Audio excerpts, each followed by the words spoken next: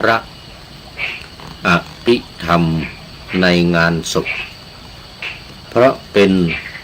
ธรรมของภพเทวดารับฟังกันเป็นพระบรมพุทธานุวัตรคือการทำตามองค์พุทธท่านทรงตอบแทนคุณมารดาด้วยการแสดงพระอภิธรรม1 พรรษาบนสวรรค์ชั้นฟ้าคณะสงฆ์นิกรชนไทยจึงดำเนินตามพระสัมมาพุทธคุณเป็นกตัญญูชนกตเวทิตาธรรม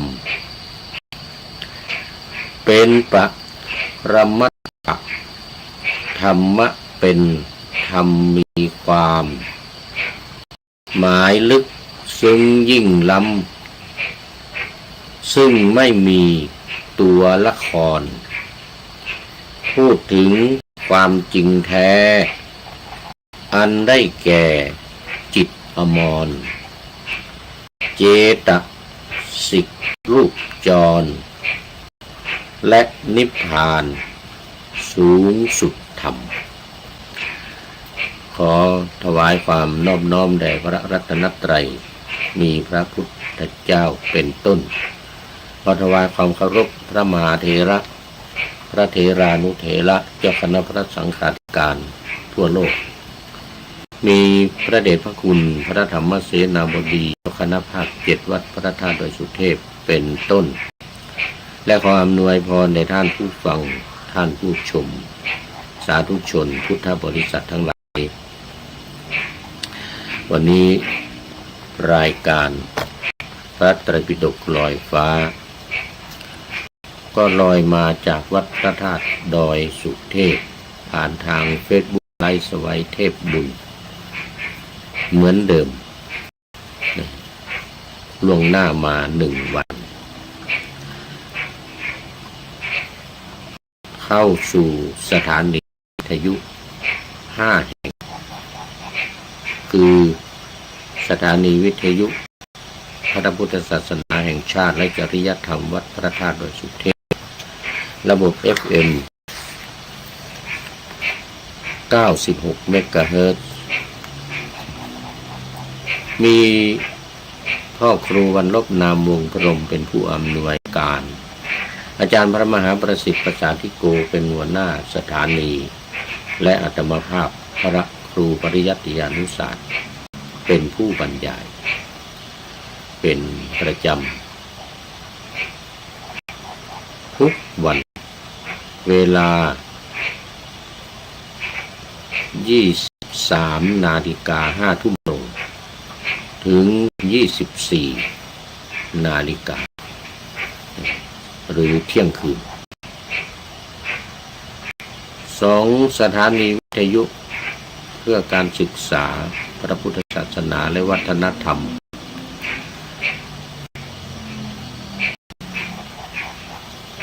ระบบ FM 104.50 เมกะเฮิรตซ์มีพระครูสมุวิสุวัตรวรกิจโจเจ้าอาวาสวัดฝายเป็นผู้อำนวยการ3 สถานีวิทยุคลื่นสีขาวเพื่อชาวประชาวัดปากทางเจริญอำเภอดอยหล่อจังหวัดเชียงใหม่มีพระครูอภิวัณวิกรมเจ้าอาวาสปากทางเจริญรองเจ้าคณะอำเภอดอยหล่อจังหวัดเชียงใหม่เป็นผู้อำนวยการ4 สถานีวิทยุชุมชนคณะสงฆ์อำเภอฝางจังหวัดเชียงใหม่มีพระเดชพระคุณหลวงพ่อพระครูสุจิตานุรักษ์หลวงพ่อเจ้าอาวาสวัดพระพุทธบาทอุดมหรือน้ำบ่อสาวาหลวงพ่อ เป็นเจ้าคณะอำเภอฝางจังหวัดเชียงใหม่เป็นผู้อำนวยการและ5 สถานีวิทยุมจร.วิทยาลัยสงฆ์นครลำปางมีอาจารย์จีรศักดิ์ปั่นลำเป็นผู้อำนวยการทั้ง4 สถานีหลังนี้ออกอากาศเวลา 8 นาฬิกาถึง 9 นาฬิกาวันจันทร์ถึงวันศุกร์เหมือนกันทั้ง4 สถานีก็โมทนาขอบคุณทางผู้อำนวยการสถานีทุกรูปทุกท่านเพราะว่าได้เป็นการช่วยกันเผยแผ่ว่าพระพุทธศาสนาจากพระไตรปิฎกโดยตรงเขาเรียกว่าเป็นของแท้ของจริงเป็นภาษาอังกฤษเขาเรียกว่าเป็นออริจินอล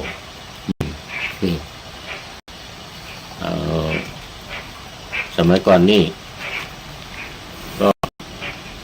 เอาเนี่ยเป็นแบบ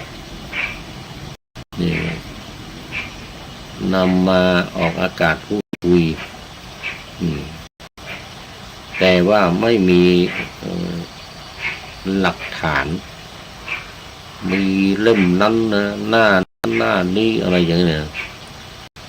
เป็นหลักฐานก็มีคนท้วงติงเข้ามาว่า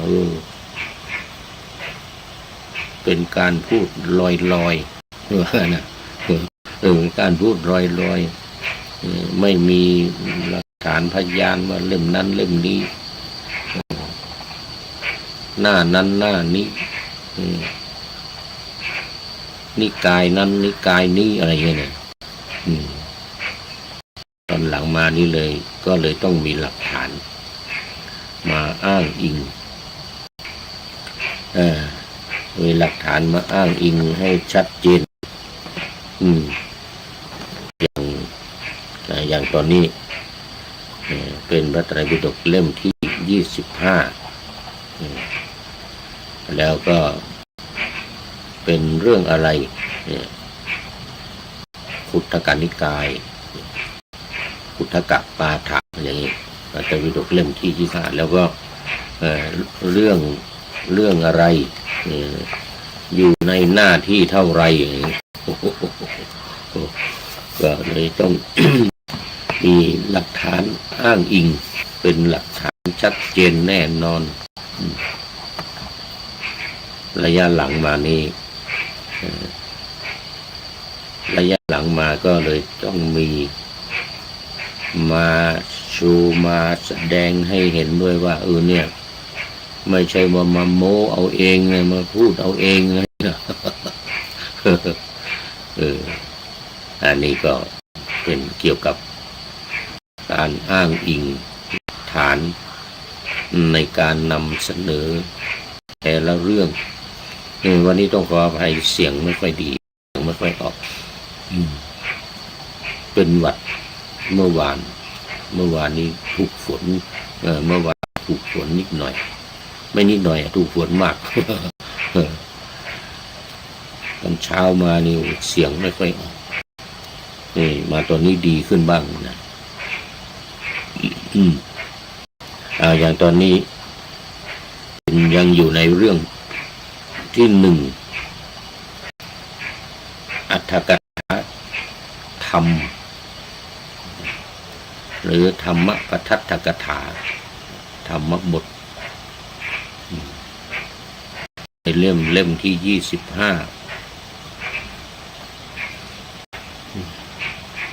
เรื่องที่1เป็นเรื่องสรณคม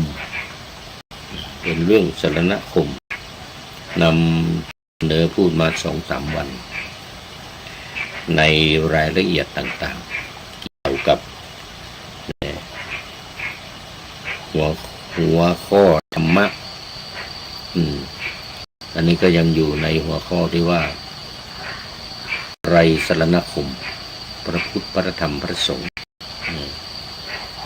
โดยพูดถึงเรื่องของการถึงพระรัตนตรัยตามภาษาบาลี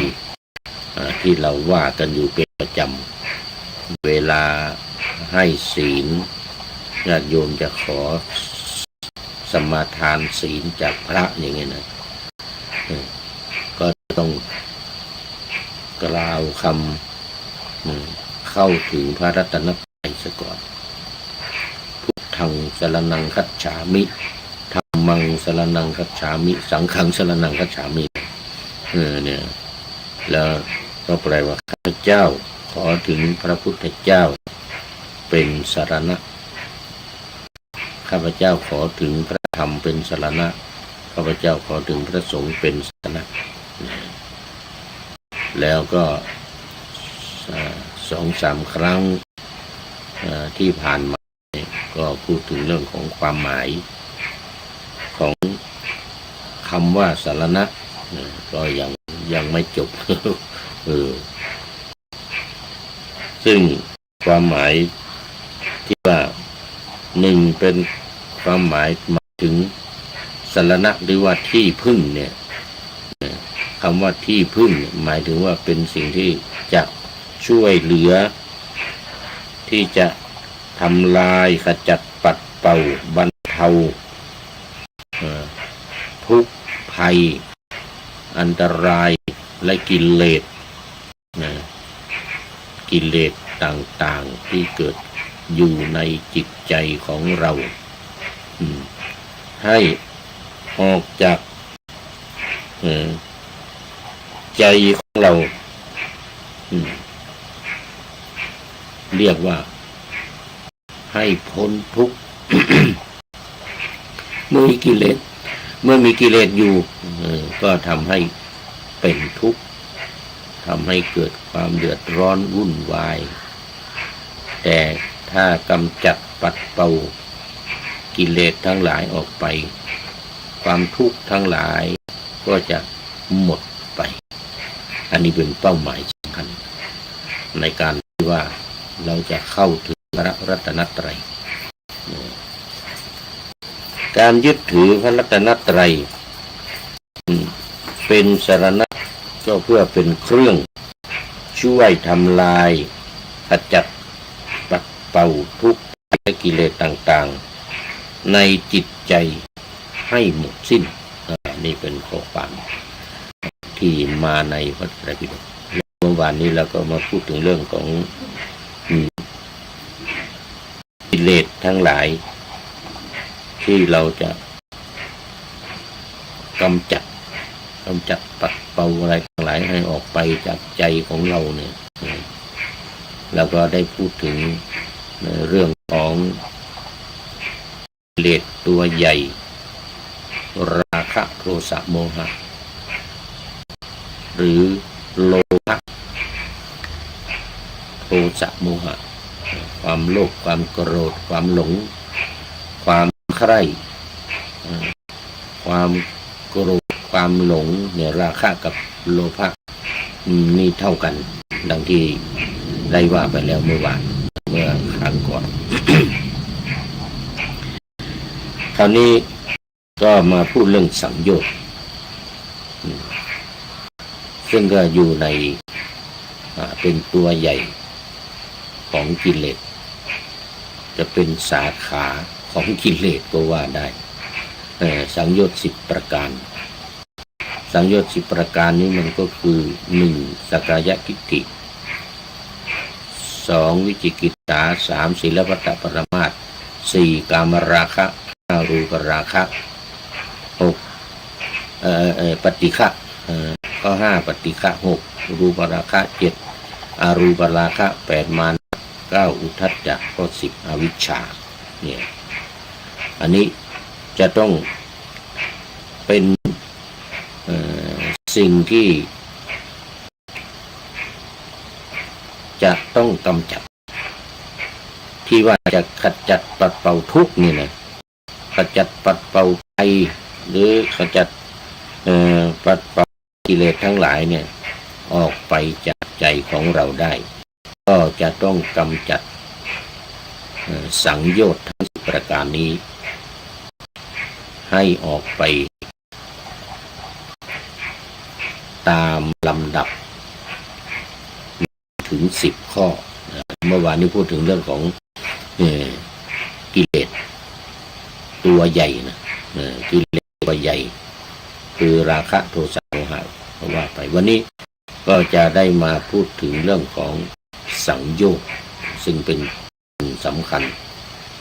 เป็นขั้นตอนในการที่จะได้บรรลุธรรมในการที่จะรู้ธรรม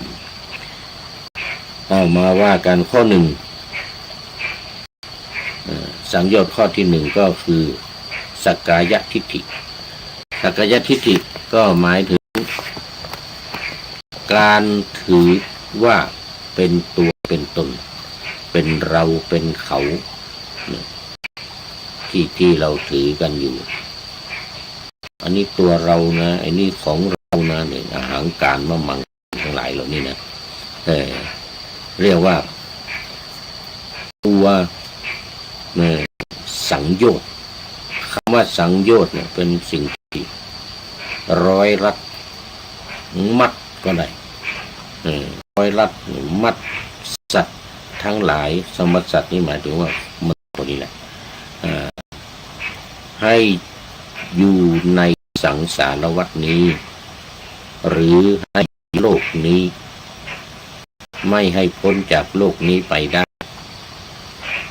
ไม่ให้บรรลุธรรมไม่ให้บรรลุเป็นพระอริยบุคคลขั้นต่างๆตั้งแต่โสดาบันสกทาคามีอนาคามีจนถึงอรหันต์นะ ตัวนี้เป็นตัวที่สำคัญรองจากกิเลสตัวใหญ่ที่กล่าวเมื่อวานคือราคะโทสะโมหะนั้นเป็นตัวเป้งตัวจริงๆโอ้ตอนนี้ขออนโยมละอชายมิตรโอ้สาธุค่าวะนะมาแล้ววันนี้นึกว่าจะพูดให้ผีฟังจะพูดให้กบเขียดที่ร้องอยู่ข้างๆแต่ว่ายังมีFC เก่าแก่โบราณนานในกาเลคุณโยมละอชายมินจากถนนทุ่งโหดเต็นหลังวัดกูคำวัดกูคำตำบลวัดเกตอำเภอเมืองเชียงใหม่วันนี้ FC ตัวจริงมาแล้ว เป็นอาทิกัลยาณีเป็นผู้ที่มีความงามในเบื้องต้นเพราะว่าตอนนี้กำลังนี่ผ่านไปแค่89 นาที89 นาทีถ้าเลยจากนี้ไปถ้าถึง30 นาทีนี่ก็จะเป็นมัชเชกัลยาณีแล้วเนอะ เราตั้งกฎเกณฑ์กันขึ้นมาใหม่แล้วตอนนี้รายการทุกรายการเน้นในเรื่องของศีลสมาธิปัญญาเพราะว่ามันจะเข้าสู่เป้าหมายสำคัญของพระพุทธศาสนาอย่างศีลนี่ก็เกิดมีความสุขในปัจจุบันในทิฏฐธรรมเป็นเบื้องต้นสมาธิก็สูงขึ้นไปเน้นให้จิตสงบเกิดปัญญาแล้วก็บรรลุธรรมส่วนปัญญานี่โดยตรงเลยสมาธิอ้อมสมาธินี่โดยอ้อมคือจิตทำจิตให้สงบจึงจะเกิดปัญญาแต่ปัญญาเนี่ยเป็นการทำให้เกิดความรู้ความเข้าใจก็ตรงสู่การบรรลุธรรมไม่ต้องไปรอไม่ต้องไปรอจิตสงบไม่ต้องไปรอให้มันบรรลุเองมันบรรลุเองแต่ปัญญานี่เป็นสายตรงเลยเขาเรียกว่าเป็นไตรสิกขา การศึกษาเพื่อที่จะให้เข้าถึงบรรลุเป้าหมายสูงสุดของพระพุทธศาสนาสมาธิเป็นโดยอ้อมแล้วก็ปัญญานี้โดยตรงหรือเขาเรียกว่าเป็นสายตรงสายตรงยังไงเพราะว่ามันก็เป็นการศึกษาเอาเลยศึกษาเอาเลยเอาใจจดจ่อไม่ต้องรอจิตสงบแล้วมันเกิดปัญญาเองอันนั้นเป็นสายอ้อมสายตรงนี้ให้เกิดปัญญาเองเลยดังนั้นสังโยชน์ทั้ง10ประการเนี่ยมันจึงเป็นเป้าหมายที่จะต้องทำลายสรณะที่ว่าเป็นที่พึ่งที่ว่าหมายถึงการขจัดปัดหมายถึงการทำลายหรือขจัดเราไม่ได้ทำลายไม่ได้ก็บรรเทาให้มันน้อยลงเหล่านี้จะต้องเป็นการปฏิบัติสายตรงเท่านั้นคือสายปัญญาเราเรียกกันในหมู่ปฏิบัติว่าวิปัสสนาไอ้สายสมาธิที่ว่าให้จิตเป็นสมาธินั่นเขาเรียกว่าสมถะดังนั้นการปฏิบัติมันจะมีอยู่2ทางนี่แหละ1สมถกรรมฐาน2วิปัสสนากรรมฐานวิปัสสนาก็นี่ตัวปัญญานี่ตัวให้เกิดปัญญาส่วนสมถะหรือสมาธิจิตเป็นสมาธินั่นก็ทำมันให้เกิดปัญญาในภายหลังเกิดปัญญาเองด้วยไม่รู้ว่าจะเกิดเมื่อไหร่ชิดงบไปเรื่อยๆเป็นสมาธิไปเรื่อยๆมันจะเกิดปัญญาเองแล้วมันจะบรรลุเองเขาเรียกว่าเจโตวิมุตติส่วนสายปัญญานี่เขาเรียกว่าปัญญาวิมุตติหลุดพ้นด้วยปัญญาดังนั้นตัวสำคัญของปัญญาที่จะหลุดพ้นได้จากทุกข์ได้เนี่ยต้องกำจัดกิเลสและเมื่อกี้ที่ว่านี่เมื่อกี้นี่สังโยชน์สังโยชน์ทั้ง10ประการเอามาเริ่มข้อที่1โยมละอสัญโยมละอมาเริ่มข้อที่1กันเลยวันนี้คือสักกายทิฏฐิสักกายทิฏฐิแปลว่าความเห็นว่ามีตัวมีตนตัวตนของเราเนี่ยที่กำลังนั่งอยู่เนี่ยที่กำลังพูดอยู่เนี่ยทำไมว่าความเห็นว่ามีตัวมีตนเพราะว่ามันมีการสมมุติกันขึ้นมาว่านี่ตัวของเราเนี่ยแขนขามือนี่กำปั้นนี่หูตาจมูกนี่เป็นตัวเป็นตนดังนั้นในศาสนาพราหมณ์เนี่ยเขาจึงถือว่าอัตตาเนี่ยเป็นของจริงเป็นตัวเป็นตนเป็นอัตตาทั้งอยู่ในเมืองคนทั้งอยู่ในสวรรค์ทั้งพระพรหมอะไรต่างๆเลยเนี่ยเป็นอัตตาเขาถือว่าเป็นสิ่งที่สำคัญมากแต่พระพุทธศาสนาของเราแนวเขาเรียกว่าแหวกแนวแหวกแนวอะไรแหวกแนวของพราหมณ์พระพุทธศาสนาเกิดภายหลังคือพระพุทธเจ้าเนี่ยบรรลุธรรมในภายหลังเนี่ยตอนเกิดมาพระพุทธองค์ก็เกิดมาในศาสนาพราหมณ์ซึ่งถือกันว่าตัวตนเนี่ยเป็นสิ่งที่สำคัญหรืออัตตาเนี่ยเป็นสิ่งที่สำคัญมีอัตตามีตัวมีตนแต่พอพระพุทธเจ้า ตรัสรู้หรือบรรลุธรรมแล้วเนี่ยพุทธองค์ก็แสดงว่าตัวตนไม่มีเป็นอนัตตาเพราะฉะนั้นสักกายทิฏฐิการถือว่ามีตัวมีตนเนี่ยคำดั้งเดิมของศาสนาพราหมณ์ที่ถือว่ามีตัวมีตนแต่พระพุทธเจ้าพอตรัสรู้แล้วรู้ความจริงแล้วว่าตัวตนนี่มันไม่มีมันเป็นเพียงสมมุติกันขึ้นเท่านั้นว่าเนี่ยเป็นตัวเป็นตนในความเป็นจริงแล้วมันเป็นอนัตตาคือมันไม่ใช่ตัวตนไม่ใช่เราไม่ใช่ของเราโดยเหตุผลว่ามันไม่อยู่ในบังคับบัญชาของเราเราบังคับบัญชามันไม่ได้เนี่ยมันเกิดมาแล้วเนี่ยมันจะแก่มันจะเจ็บมันจะตายเนี่ยเราบังคับมันไม่ได้ตรงนี้เองเรียกว่ามันเป็นอนัตตานะตรงนี้เรียกว่ามันเป็นอนัตตาเพราะว่ามันไม่อยู่ในอานัตบังคับบัญชาของเราเราจะบอกมันว่าอย่าแก่นะต้องหนุ่มอยู่อย่างนี้ตลอดนะมันก็ไม่ได้เหมือนกับผู้พูดสมัยก่อนตอนเป็นเด็ก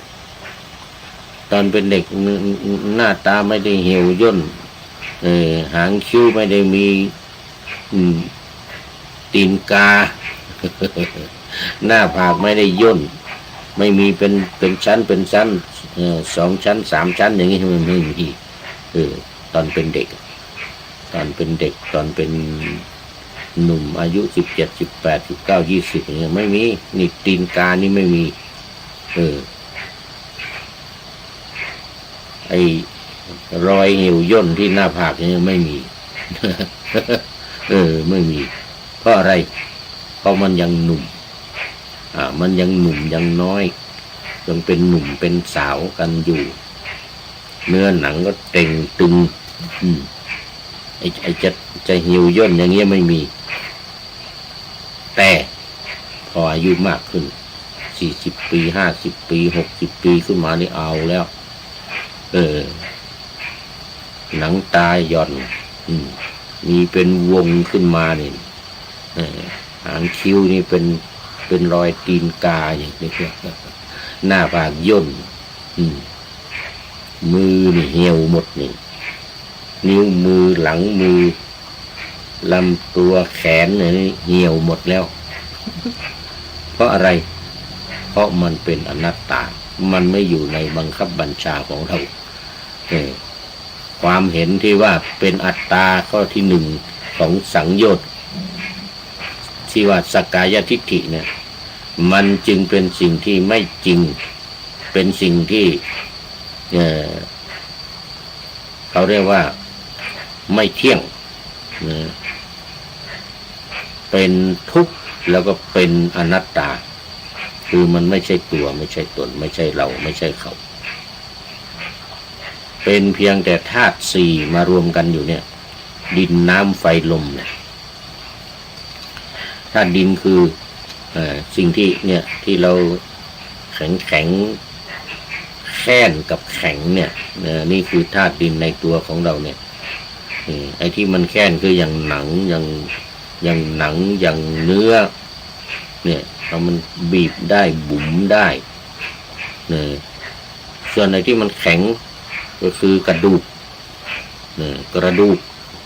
เช่นกระดูกฟันอย่างนี้กระดูกตามแขนตามนิ้วมือตามแข้งตามขากระดูกต่างๆทุกส่วนทุกชิ้นในตัวของเราเนี่ยทั้งหมด300เนี่ยกระดูก300 ท่อนในตัวของเราทั้งหมดนี่นะไอเนี้ยเป็นธาตุดินมารวมตัวกันอยู่นี่ธาตุน้ำมีไหมมีไอ้ที่มันรวมเราเป็นกลุ่มเป็นก้อนนี่คือน้ำนะแล้วมันยังมีน้ำต่างๆที่เราท่องกันมาตั้งแต่เป็นเด็กเองน้ำเลือดน้ำหนองดีสเลดหนองเลือดเหงื่อมันข้นน้ำลายน้ำมูกไขข้อน้ำมูด มันอยู่ในตัวเราเนี่ยนะไอ้ที่เราเป็นกลุ่มเป็นก้อนได้เนี่ยเพราะน้ำมันยึดนะมันมีน้ำนะถ้าไม่มีน้ำนี่มันจะแห้งกระจายเป็นผุยผงไปเลย นี่เพราะมันมีน้ำอยู่อันนี้ลักษณะที่มันเกาะกลุ่มกันอยู่นี้เรียกว่าเป็นธาตุน้ำเพราะฉะนั้นมันไม่อยู่ในบังคับบัญชาของเรามันก็ไม่ใช่ตัวไม่ใช่ตนไม่ใช่ของเราถ้ามันเป็นของเราเราก็บังคับมันได้นี่อยากแก่นะต้องหนุ่มอยู่อย่างนี้ตลอดนะหน้าตาเต่งตึงอยู่อย่างนี้ตลอดนะแขนเต่งตึงอยู่อย่างนี้ตลอดนะเพราะฉะนั้นมันไม่อยู่ในอานัตบังคับบัญชาของเรามันจึงเป็นอนัตตาคำว่าสักกายทิฏฐิข้อที่หนึ่งของสังโยชน์เนี่ยมันจึงเป็นสิ่งที่ไม่จริงไม่เป็นตัวไม่เป็นตนเป็นอนัตตาดินน้ำธาตุดินน้ำธาตุลมที่อยู่ในตัวของเราเนี่ยลมหายใจลมขึ้นเบื้องบนที่อยู่ในหัวของเราในตัวของเรานี่นะลมพัดลงเบื้องล่างเนี่ยในตัวของเรานี่ลมในท้องลมในไส้ลมหายใจแล้วก็อย่างผู้หญิงนี่จะมีลมกัมมัชวาตอีกลมเบ่งที่จะเบ่งลูกให้คลอดออกมาเนี่ยอันนี้เขาเรียกว่าเป็นลมพิเศษของผู้หญิงของผู้ชายเราไม่มีลมกัมมัชวาตของผู้ชายของเรานี่มันไม่มีมีแต่ผู้หญิงเพราะฉะนั้นในตัวของเรามันก็มีลมอยู่อย่างเนี้ยลมมันอยู่ในท้องลมอยู่ในไส้ของเราเนี่ยนี่รวมกันอยู่ไฟมีไหมในตัวของเราเนี่ยมันมีไฟเราจับดูแขนเราเนี่ยอุ่นๆจับดูนี่แก้มเรานี่อุ่นๆจับหน้าผากนี่อุ่นๆตัวขั้วลำตัวของเราเนี่ยอุ่นขณะที่มีชีวิตอยู่นะพอตายดิไฟมันจะออกแล้วเนี่ยมันก็เย็นเลยเนี่ยคนตายแล้วมันเย็นหมดเย็นเสร็จแล้วก็มันก็จะคุกจะพองต่อไปเพราะไม่มีจิตไม่มีวิญญาณอยู่ภายในเพราะนั้นลมก็อยู่ในตัวของเรานี่แหละดินน้ำลมไฟก็อยู่ในตัวของเรานี่แหละความอบอุ่นนี่แล้วไฟอยู่ในท้องนี่มันเผาอาหารเวลาเรากินข้าวเข้าไปกินแกงเข้าไปกินกับกินผักกินปลากินอะไรเข้าไปมันจะเผามันไม่มีเปลวหรอกแต่ว่ามันเป็นความร้อนเขาเรียกเป็นอุณหภูมิอุณหะแปลว่าความร้อนมันอยู่ในตัวของเรานี้เรียกว่าธาตุไฟเพราะฉะนั้นมันมารวมกันอยู่เนี่ยสี่อย่างเนี่ยธาตุดินธาตุน้ำธาตุลมธาตุไฟเนี่ยแล้วก็มีอากาศคือช่องว่างที่อยู่ในตัวของเราเนี่ยอย่างรูจมูกเนี่ยที่ในเบ้าตานี่ในท้องในไส้นี่นะนี่เขาเรียกว่ามันเป็นช่องว่างที่อยู่ในตัวของเราเป็นอากาศ เขาเรียกอากาศธาตุแล้วก็วิญญาณคือตัวรู้ที่อยู่ในจิตในใจของเราเนี่ยตัววิญญาณตัวเนี้ยมันเข้ามาปฏิสนธิเวลาเราอยู่ในครรภ์ของมารดาตอนที่เป็นกะละนะก็มีวิญญาณเข้ามาแล้วก็ตัวตนไอ้ที่เราสมมุติกันว่าเป็นแข้งเป็นขาเป็นหูเป็นตาเนี่ยเป็นแขนเป็นลำตัวเป็นเส้นผมเป็นหน้าผากเป็นอะไรที่เราว่ากันเป็นอย่างเราเนี่ยรวมกันแล้วเรียกว่าธาตุสี่มารวมกันแล้วมันเป็นยังไงที่ว่ามันไม่ใช่ตัวไม่ใช่ตนเพราะมันจะแตกสลายไปในที่สุดอายุไข70 ปี80 ปี90 ปี ก็ไปหมดแล้วผุพังวิญญาณของเรานี่ออกวิญญาณออกจากร่างไปทุกส่วนในนี้ก็เน่าเละเทะเฟะตุ่มเปะเป็นเลือดเป็นหนองเป็นอะไรกำลังผุพองอะไรออกมาหมดเหลือแต่กระดูกแล้วต่อไปกระดูกเองนี่ก็จะสลายสูญสลายหายไปอีกเหมือนกันไม่ยั่งยืนไม่คงทนเป็นอนิจจังเป็นอนัตตาขณะที่อยู่เนี่ยก็เป็นทุกข์อีกเจ็บไข้ได้ป่วยปวดแข้งปวดขาเป็นมะเร็งบ้างเป็นโรคนั้นโรคนี้อย่างผู้พูดนี่มีเป็น10 มีเป็น10อย่างว่าไปว่ามาวันพรุ่งนี้จะต้องไปโรงพยาบาลอีกแล้ววันพรุ่งนี้นะตาวันพรุ่งนี้หมอนัดไปตรวจตา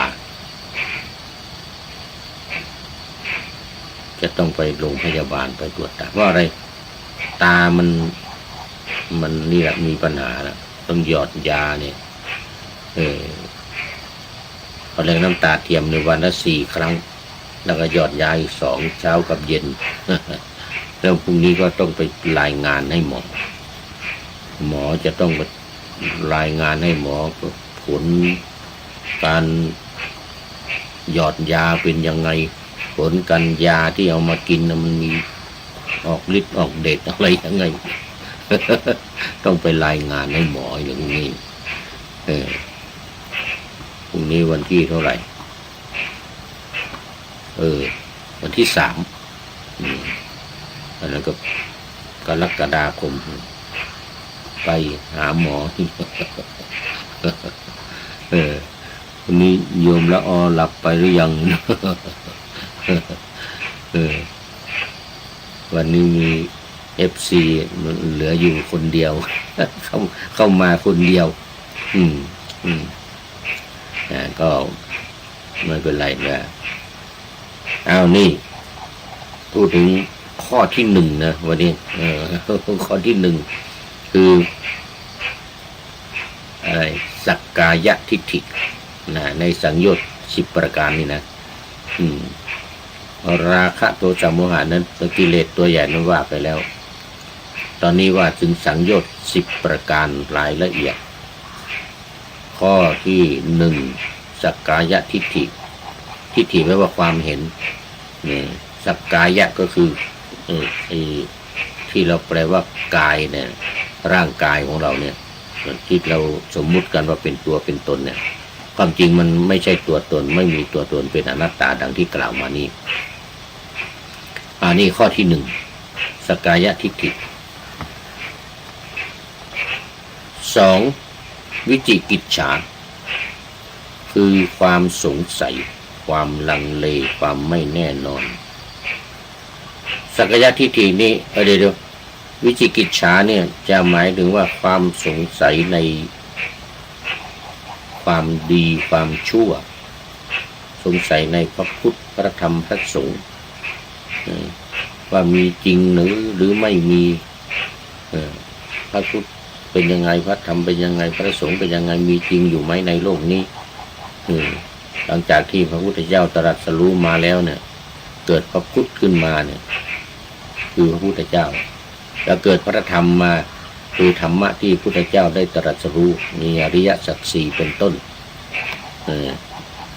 หมดทั้งขันธ์5อายตนะ12ธาตุ18อินทรีย์22อริยสัจ 4ปฏิจจสมุปบาทเหล่านี้นะธรรมทั้งหลายเหล่านี้เป็นสิ่งที่ประกอบอยู่ในตัวของเราอยู่ในตนของเรานี่ที่เราว่าของเราเนี่ยที่เราสมมุติกันขึ้นเนี่ย แท้ที่จริงแล้วมันไม่ใช่ของเราไม่เป็นเราไม่เป็นอัตตาไม่เป็นตัวไม่เป็นตนนี่เรื่องมันที่เราจะต้องศึกษาเราจะต้องรู้จะต้องเข้าใจก็คือตรงนี้คนนั่งพูดอยู่เนี่ยไม่เป็นเรามันจะเป็นใครอะไรตรงนั้นเนี่ยนะ แต่ว่ามันเป็นโดยสมมุติความจริงเนี่ยมันมีอยู่สองอย่างในโลกเนี่ยความจริงโดยสมมุติแล้วก็ความจริงโดยปรมัตถ์นะความจริงโดยสมมุตินี่คือนี่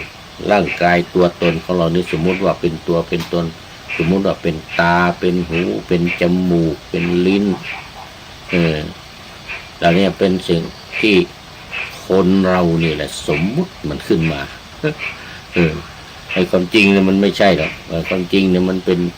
ไม่ใช่ตัวไม่ใช่ตนด้วยซ้ำไปมันเป็นเพียงแต่ธาตุสี่มารวมกันอยู่นี่มีทำให้เกิดช่องว่างมีอากาศธาตุแล้วก็มีวิญญาณเข้ามาปฏิสนธิในตัวของเรานี่มันจึงทำให้เราเนี่ยเก๋ไปกามาได้พูดได้หัวเราะได้เนี่ยลุกได้เดินได้อะไรต่างๆเนี่ยมันเป็นเพราะสิ่งต่างๆต้นธาตุต้นธรรมเนี่ยมารวมกันมันจึงทำให้เกิดการสมมุติขึ้นว่านี่นะเป็นตัวเรานะเป็นของเรานะนี่นะเป็นเพียงสมมุติเท่านั้นแต่พอพระพุทธเจ้าตรัสรู้แล้วพระองค์ก็ทรงสอนพวกเราทั้งหลายว่าอันนี้มันไม่ใช่ตัวตนนะมันไม่ใช่ของเรานะไม่ใช่ของเราของเขานะมันเป็นเพียงธาตุสี่ธาตุหกธาตุสี่มารวมกันก่อนแล้วเกิดธาตุที่ห้าที่หกคือช่องว่างอากาศธาตุและวิญญาณที่เข้ามาปฏิสนธิในร่างกายของเรานี้คือในหัวใจเนี่ยนะมีวิญญาณเข้ามาวิญญาณมันจึงเป็นนามธรรมเป็นตัวรู้อยู่ภายในของเราเราจะต้องอาศัยวิญญาณไม่งั้นไม่รู้อะไรเห็นก็สักแต่ว่าเห็นอย่างเงี้ยไม่รู้มันเป็นอะไรเนี่ยถ้าไม่มีวิญญาณนี้จะรู้ได้ยังไงก็รู้ในผ่านทางตาเนี่ยตาเห็นเนี่ยการทางหูเนี่ยได้ยินเสียงเขียดร้องอ๊อบแป๊บอ๊อบแป๊บนี่เห็นไหมเราก็รู้ว่านี่เขียดนะเนี่ยเพราะอะไรเพราะว่าหูได้ยินวิญญาณที่อยู่ภายในมันรู้ผ่านทางหูนี่ผ่านทางหูนี่เป็นเสียงอะไรเนี่ยเสียงเขียดเขียดกับเราอ๊อบแป๊บอ๊อบแป๊บเลยเนี่ยนี่เขาเรียกว่าเป็นสิ่งสมมุติเป็นสิ่งสมมุติขึ้นไม่สมมุติก็ไม่ได้มันเกิดมาแล้วเนี่ย มันเกิดมามันมารวมกันแล้วเนี่ยธาตุดินธาตุน้ำธาตุลมธาตุไฟมารวมกันอยู่นี่เกิดช่องว่างขึ้นเรียกว่าอากาศธาตุแล้วก็มีวิญญาณเข้ามาปฏิสนธิอยู่ขณะนี้ก็เป็นวิญญาณธาตุเพราะฉะนั้นธาตุ18เนี่ยก็จะมี6อย่างเนี่ยดินน้ำไฟลมเดี๋ยวก่อนมี6อย่างคือตาหูจมูกลิ้นกายและใจแล้วก็มีอายตนะภายนอกเข้ามาคือรูปสิ่งที่เราเห็นเนี่ยเห็นได้จับต้องได้เรียกว่าเป็นรูปเป็นแสงเป็นแสงของดวงไฟแสงของดวงอาทิตย์แสงของดวงจันทร์อะไรนี่เป็นสิ่งที่ตาเราเห็นสีเป็นสีเหลืองสีแดงสีขาวสีดำอะไรต่างๆเขาเรียกว่ามันเป็นรูปเป็นรูปที่มากระทบตาของเราทำให้เกิดความรู้อยู่ภายในจิตใจของเรามันจึงเป็นสมมุติเป็นสิ่งที่สมมุติกันขึ้นมาเพราะฉะนั้นความสงสัยก็จะสงสัยสิ่งต่างทั้งหลายเหล่านี้แหละเมื่อรู้แจ้งเห็นจริงความสงสัยก็จะหมดไป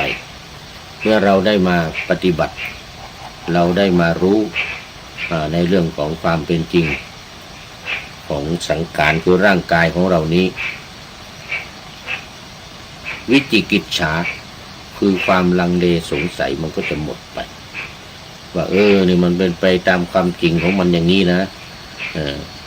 มันเป็นอนัตตานะหูตาจมูกลิ้นกายใจทั้งหลายเหล่านี้มันมารวมกันมาชุมนุมกันอยู่เนี่ยแล้วเราก็สมมุติมันขึ้นว่าเป็นตาเป็นหูเป็นจมูกเป็นลิ้นเป็นกายและเป็นใจเนี่ยเพราะอะไรเพราะว่าเป็นเพียงสมมุติเท่านั้นความจริงโดยสมมุตินี่ถ้าไม่สมมุติก็มันก็ไม่รู้กันมันก็ไม่รู้กันเป็นเพียงแต่สมมุติให้มันรู้กันว่านี่นะเป็นแข้งเป็นขาอันนี้นะเป็นมือนะอันนี้เป็นตานะอันนี้เป็นหูนะ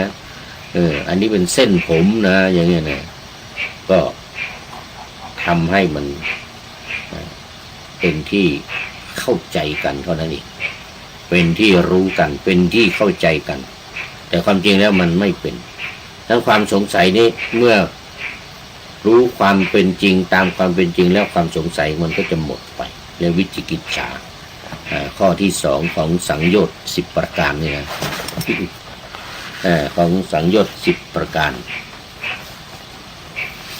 ทีนี้ข้อที่3ศีลพัตตปรามาสวันนี้สัก3ข้อนะวันนี้สัก3ข้อจำนวน10ข้อนี่นะศีลพัตตปรามาสยังไงคือเขาเรียกว่าศีลพรตหรือเรียกอีกอย่างหนึ่งว่าการลูบคลำศีลคือไม่รู้ตามความเป็นจริงเนี่ยว่าศีลเนี่ยจะรักษามันยังไงให้ถูกต้องไม่ใช่ไปยึดไปถือว่าศีลทั้งหลายที่เกิดขึ้นมาแล้วเนี่ยต้องเคร่งครัดปฏิบัติไปตามนั้นโดยไม่ดูไม่รู้ไม่สังเกตไม่เฉลียวใจในการอนุมัติการอนุญาตหรือการผ่อนปรนหรือการเขาเรียกว่ามันการ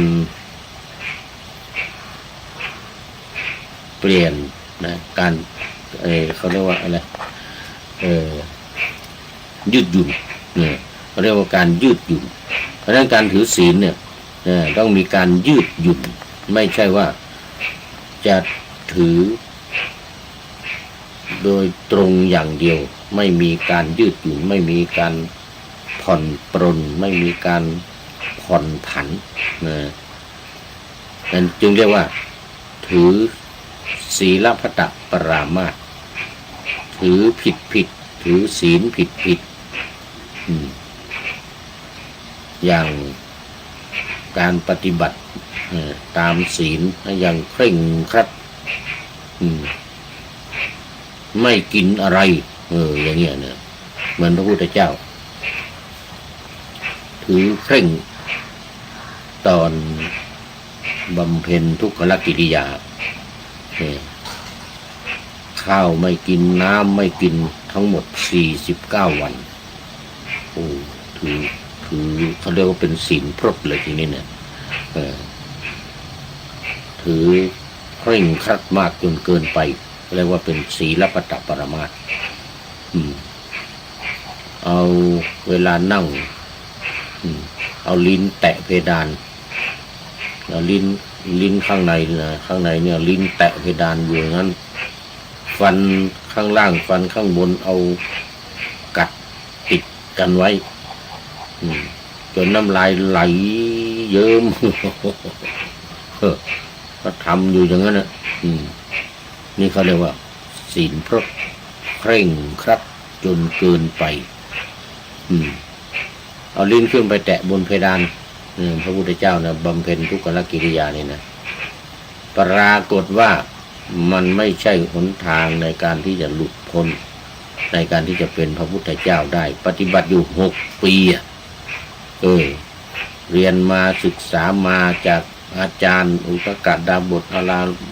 ลาระดาบทเลยนะเราต้องทำอย่างนี้ทำอย่างนี้ทำอย่างนี้มันก็ไม่บรรลุเป็นพระพุทธเจ้า6 ปีปฏิบัติอยู่หลังจากที่ออกผนวดหลังจากที่ออกบวชมาแล้วมัน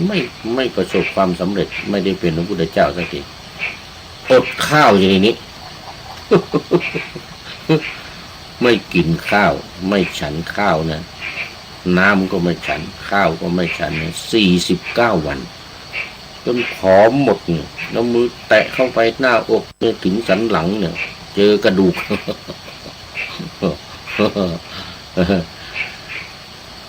เดินพยายามพยุงตัวลุกขึ้นกีล่องกองแก่งก็ล้มลงไปอย่างเงี้ย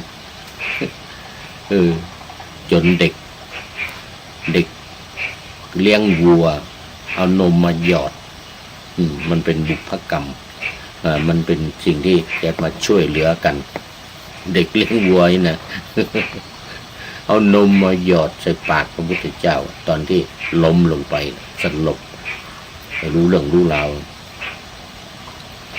สลบนอนหงายเด็กเลี้ยงโคเอานมหยอดเข้าไปฟื้นขึ้นมาได้นมเข้าไป ได้นำนมเข้าไปในร่างกายเนี่ยฟื้นขึ้นมาโอ้รอดตายมาได้ถ้าไม่มีเด็กเลี้ยงโคเนี่ยเอานมมาหยอดไปไม่ได้เป็นพระพุทธเจ้าไปแล้วไปเผาถ่านไปเผาถ่านนู่นนะเด็กมันเป็นบุญเป็นสร้างบุญสร้างกรรมกันมาเด็กที่เลี้ยงโคนี่นะได้นมรีดนมจากโคเสร็จแล้วก็เอาหยอดใส่ปากพระพุทธเจ้านี่นะนี่เขาเรียกว่าปฏิบัติเคร่งครัดจนเกินไปนึกขึ้นมาได้โอ้ไอ้นี่มันไม่ใช่หนทางนี่ที่จะตรัสรู้ที่จะเป็นพระพุทธเจ้านี่ต้องมัชฌิมาปฏิปทาเลยเนี่ยเดินทางสายกลางไม่เคร่งครัดจนเกินไปแล้วก็ไม่หย่อนยานนั่นจะหมายถึงเรื่องของกามนะกามคุณนะรูปเสียงกลิ่นรสทั้งหลายโผฏฐัพพะเลยสิ่งของที่มาถูกต้องกายของเราอันนี้เรียกว่าหย่อนยานตกลงว่าเราจะไม่หย่อนยานแล้วก็จะไม่เคร่งครัดจนเกินไปเป็นศีลพัตตปรมาสอะไรทีเนี้ยก็มาดำเนินทางสายกลางกินข้าวเลยทีเนี้ยต้องเสวยพระกรยาหารต่อจากนมของเด็กเลี้ยงโคนะต่อจากนมของเด็กเลี้ยงโคนั้นกระชุ่มกระชวยขึ้นมาลุกขึ้นมาได้ด้วยน้ำนมมือหนึ่งจากนั้นก็มันนึกขึ้นมาได้ที่ว่าเทวดามาดีดพิณ3 สายนั่นนะมันคือความคิดในใจความคิดในใจถึงบางอ้อว่านี่มันไม่ใช่ทางที่จะตรัสรู้นะจะเคร่งครัดขนาดไหนไม่กินข้าวไม่กินน้ำมา49 วันเนี่ยนะก็ไม่ใช่ไม่เป็นมัชฌิมาปฏิปทามันต้องทางสายกลางเลยนะก็เลยฉันเสวยข้าวเสวยพุจนาอาหารแล้วก็ประทับเดินจากนั่นน่ะขยาศีสะนู่นดงคสิรินั่นน่ะมาถึงพุทธคยาน่ะ12 กิโล12 กิโลเมตรถ้าไม่กินข้าวถ้าไม่มีกำลังจะไปเดินได้ยังไงเดินมาที่ตรัสรู้ที่ต้นโพจะเดินมาตรัสรู้ที่ต้นโพมันก็เดินมาไม่ได้เลยก็ต้องรับประทานอาหารเรียกว่าเสวยพระกรยาหาร มารู้สึกตัวตอนที่ได้นมเนี่ยโอ้ ดี๋ยวก่อนโอ้ใกล้จะหมดเวลาใกล้จะหมดเวลาวันนี้พูดได้3 ข้อนะ ไอ้ที่ว่าจะกำจัดกิเลสนี่นะกิเลสว่าไป3 ข้อกิเลสใหญ่ แล้วก็สังโยชน์10 ข้อวันนี้ได้3 ข้อสักกายทิฏฐิวิจิกิจฉาศีลพัตตปรมาสถ์3 ข้อนี้จะต้องถ้ารู้ชัดเจนว่าโอ้ยเนี่ยมันเป็นสิ่งที่ไม่ถูกต้องแล้วก็ละพยายามละท่านละได้3 ข้อนี้เป็นพระโสดาบันวันนี้เอาแค่โสดาบันก่อน กำจัดจนได้เป็นโสดาบันก็ได้หมดเวลาวันนี้เอาไว้แค่นี้ก่อนนะเดี๋ยววันต่อไปเราพูดกันทุกวันไม่ต้องห่วงพูดทุกวัน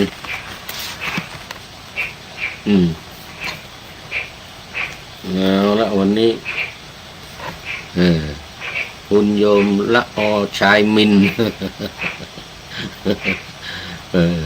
สุดท้ายเข้าสู่เส้นชัยของรายการในวันนี้โอ้โมทนาเป็นอย่างยิ่งก็คิดท้ายรายการวันนี้ได้จากผู้ใดหนอแลโอ้ท่านนายพลนเรศจิตรักของเรานี้เองท่านนายพลนเรศจิตรักของเรานี้เองเรื่องทำไมจึงสวดพระอภิธรรมในงานศพนะ ทำไมจึงสวดพระอภิธรรมในงานศพบอกว่าทำไมจึงสวดพระอภิธรรมในงานศพต่อไปคำตอบต่อไปเป็นคำตอบข้อ1ข้อที่1เพราะเป็นธรรมของภพคือที่อยู่นะเพราะเป็นธรรมของภพเทวดารับฟังกันนี่คืออะไรก็คือพระอภิธรรมเนี่ยที่เอามาสวดในงานศพเนี่ยเพราะว่ามันเป็นธรรมของหมู่เทวดารับฟังกันในภพสวรรค์นู่นบนสวรรค์ชั้นดาวดึงส์เนี่ยอันนี้ข้อที่1ข้อที่2เป็นพระบรมพุทธานุวัตรคือการทำตามองค์พุทธท่านทรงตอบแทนคุณมารดาด้วยการแสดงพระอภิธรรม1 พรรษาบนสวรรค์ชั้นฟ้าบนสวรรค์ชั้นฟ้าคณะสงฆ์นิกรชนคณะสงฆ์ก็คือหมู่พระทั้งหลายนิกรชนก็คือคนธรรมดาศรัทธาญาติโยมทั้งหลายนี่นะคณะสงฆ์นิกรชนไทยจึงดำเนินตามพระสงฆ์ไทยนิกรประชาชนชาวไทยนะดำเนินตามพระสัมมาพุทธกุลเป็นกตัญญูชนกตเวทิตาธรรมในข้อที่2นี้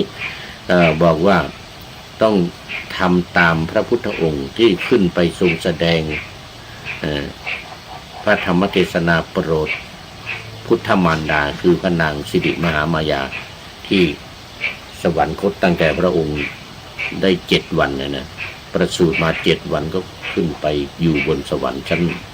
ดุสิตไปเกิดบนสวรรค์ชั้นดุสิตและตอนพุทธองค์ขึ้นไปทรงแสดงธรรมให้โปรดมารดาเนี่ยก็ลงมาที่สวรรค์ชั้นดาวดึงส์ที่สวรรค์ชั้นดาวดึงส์ดังนั้นการเอาพระอภิธรรมมาสวดในงานศพเนี่ยก็เจริญรอยตามพระพุทธองค์เนี่ยเป็นการ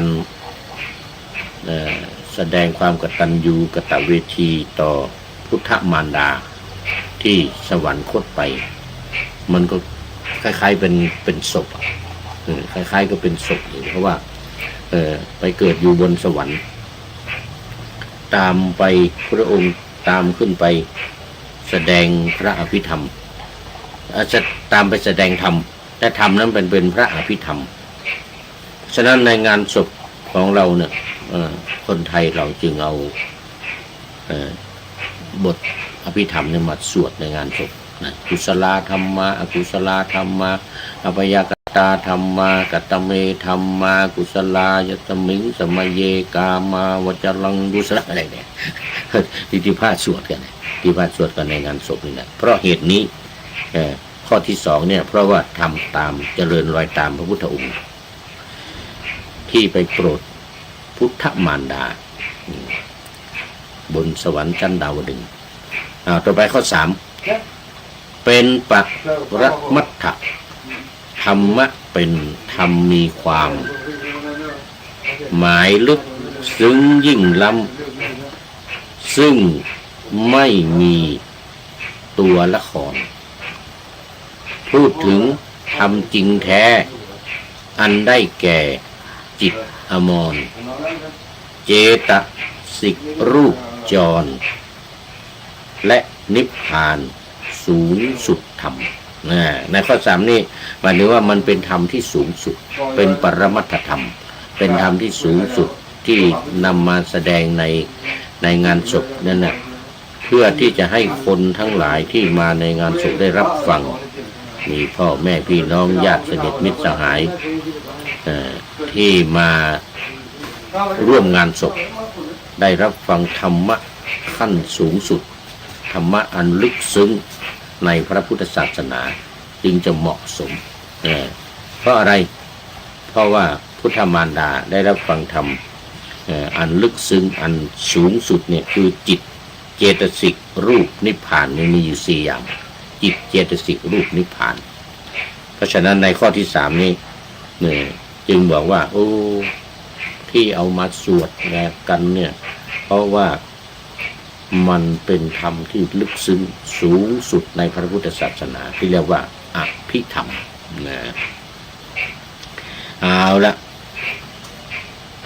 ที่สำคัญคือนิพพานจิตแล้วก็เจตสิกแล้วก็รูปคือรูปร่างกายเราเลยนะแล้วก็พระนิพพานเพราะนั้นอภิธรรมนี่มันจะหมายถึงสี่อย่างนี้จิตเจตสิกรูปนิพพานพูดถึงความจริงแท้อันได้แก่จิตอมรเจตสิกรูปจรและนิพพานสูงสุดธรรมขอบคุณท่านนายพลนเรศจิตลักษณ์วันที่นี้เป็นอย่างยิ่งที่ได้ให้ข้อคิดเกี่ยวกับว่าการสวดพระอภิธรรมว่าในงานศพเนี่ยทำไมจะเอาอภิธรรมมาสวดทำไมไม่เอามงคลและสูตรสวดอย่างเจริญพระพุทธมนต์มงคลและสูตรแต่ในข้อที่สามนี้มันหมายถึงว่ามันเป็นธรรมะที่ลึกซึ้งสูงสุดในพระพุทธศาสนาละโมทนาขอบคุณท่านนายพลนเรศจิตลักษณ์เป็นอย่างยิ่งขอนำพระไตรปิฎกลอยฟ้าไปจากผู้ฟังทั้งหลายในโลกล่าวันต่อไปจะได้จรย้อนกลับมาสู่สถานีใหม่ให้ท่านฟังอย่าลืมเปิดวิทยุหรือเครื่องรับโทรศัพท์โมบายคอมพิวเตอร์ขัง YouTube เฟซเพจไลน์ให้ดังๆเพื่อชมฟังรายการวันต่อไปขอทุกท่านมีความสุขทุกคืนวันนำธรรมะประกอบการงานทั้งหลายเช่นขยันทำงานทางวาจากายใจขวนขวายกิจการงานนานาบำเพ็ญสาธารณประโยชน์เว้นสิ่งที่มีโทษโหดเยี่ยงสาประกอบแต่กรรมดีมีราคาแสวงหาเงินทองครองใจคนเสียสละพละทรัพย์นับมากน้อยไม่ให้ร้านก็ให้ร้อยไม่ด้อยผลเอื้อคนรวยช่วยคนยากฝากคนจนให้ทุกคนเท่ากันมาตรฐานเดียวขอเจริญพร